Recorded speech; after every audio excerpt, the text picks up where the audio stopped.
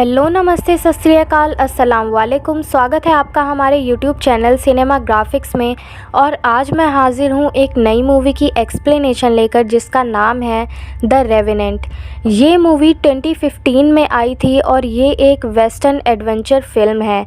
इसकी IMDb rating है 8/10 और इसके डायरेक्टर हैं एलेजांड्रो गोंजालेज इनारिटू। इस मूवी को माइकल पुनके किसामे नाम की नॉवल से एडॉप्ट किया गया है और इस मूवी के लिए डायरेक्टर को ऑस्कर भी मिला था और इस मूवी में लीड रोल निभाने वाले एक्टर को भी बेस्ट एक्टर के लिए ऑस्कर मिला था। दोस्तों, यह कहानी ह्यू ग्लास की है जो एक अमेरिकन एक्सप्लोरर और हंटर है। मूवी की स्टार्टिंग में हमें फ्लैशबैक दिखाया जाता है जहां पर एक मिलिट्री अटैक की वजह से ग्लास की नेटिव अमेरिकन वाइफ की गांव को बर्बाद कर दिया था और इसी हमले में उसकी वाइफ भी मारी गई थी। एक ऑफिसर ग्लास के बेटे को मारने की कोशिश कर रहा था जिसे बचाने के लिए उसने एक ऑफिसर को मार डाला था। अब हमें प्रेजेंट दिखाया जाता है जहां पर साल 1823 में ग्लास फर के लिए जानवरों को फंसाने वाले लोगों को एक ऑर्गेनाइज्ड इलाके में गाइड किया करता था। ह्यू के बेटे का नाम हॉक था। जब वो दोनों शिकार कर रहे थे उसी वक्त उन पर कंपनी के कैंपर आकर अटैक करते हैं, ये सोचकर कि उनकी चीफ की बेटी पोआका को उन्हीं लोगों ने किडनैप किया है। आरिकारा एक नेटिव अमेरिकन ट्राइब है और इस लड़ाई में कई ट्रैपर्स मारे जाते हैं और जो बच जाते हैं वो बोट में वहां से भाग जाते हैं। ग्लास की गाइडेंस के अंदर बचे हुए लोग पैदल फोर्ट कायोवा चले जाते हैं क्योंकि उन्हें लग रहा था कि अगर वो नीचे से जाएंगे नदी की तरफ से तो उनकी जान को ज़्यादा खतरा होगा। वो लोग अपनी बोट को बांध देते हैं और अब हम देखते हैं कि ग्लास राइफल लेकर जंगल में कुछ ढूंढ रहा था जहां पर उस पर एक ग्रिजली बेयर अटैक कर देता है। ग्लास को काफ़ी ज़्यादा चोट आ चुकी थी, वह मरने वाला था, लेकिन किसी तरह वो इस बेयर को मार देता है और तभी वहां पर कंपनी के लोग भी आ जाते हैं जहां पर एक आदमी जॉन फिट्जरलैंड आरिकारा के सेकेंड अटैक के बारे में सोचकर ये कहता है कि हमें ग्लास को खुद ही मार देना चाहिए क्योंकि ग्लास बहुत ज़्यादा घायल हो चुका था। हेनरी नाम का एक आदमी इस चीज़ के लिए मान तो जाता है लेकिन उससे ट्रिगर नहीं दबाया जा रहा था और वो ग्लास के मरने के बाद ग्लास के साथ रुकने के लिए और उसे दफनाने के लिए पैसे भी देने के लिए तैयार था। वॉलंटियर के तौर पर अब सिर्फ हॉक और जिम ब्रिजर ही बचे थे। फिट्जरलैंड वहाँ पर रुकने के लिए मान जाता है ताकि वो बियर्स के ज़रिए हुए नुकसान को भरपाई कर सके। अब बाकी के लोग वहाँ से जाने लगते हैं। फिट्जरलैंड ग्लास के गले को दबाकर उसे मारने की कोशिश करता है लेकिन ऐसा करते हुए हॉक उसे देख लेता है। तब फिट्जरलैंड सोचता है कि अगर उसने ग्लास को मारने की कोशिश की तो हॉक चीखेगा और उसकी चीख सुनकर आरिकारा अलर्ट हो जाएंगे, इसलिए वो हॉक को मार डालता है और ग्लास बस देखता ही रह जाता है और कुछ भी नहीं कर पाता। नेक्स्ट मॉर्निंग हम देखते हैं कि फिट्जरलैंड ब्रिजर को ग्लास को वहाँ छोड़ के जाने के लिए मना लेता है।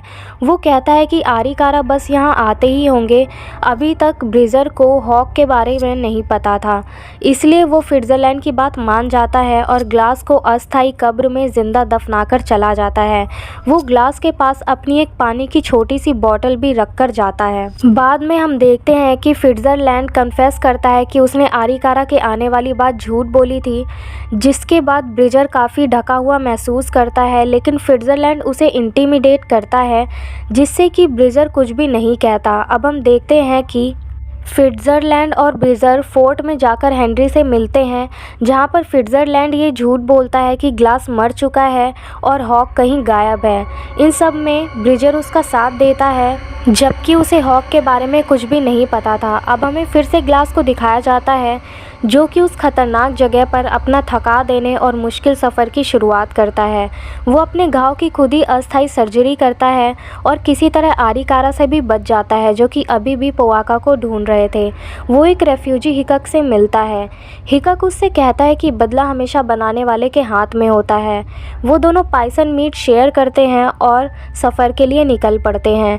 हिकक ग्लास के घाव पर कुछ लगाता है उन्हें ठीक करने के लिए। अब हमें कुछ सीन्स दिखाए जाते हैं जैसे कि ग्लास अपने बेटे हॉक से मिलता है, उसके गले लगता है जो कि रियल तो नहीं हो सकता क्योंकि उसका बेटा मर चुका था। अब हम नेक्स्ट मॉर्निंग देखते हैं कि हिकक ग्लास के साथ नहीं था, ग्लास उसे ढूंढने लगता है तो वो देखता है कि कुछ फ्रेंच शिकारियों ने उसे फांसी पर चढ़ा दिया है।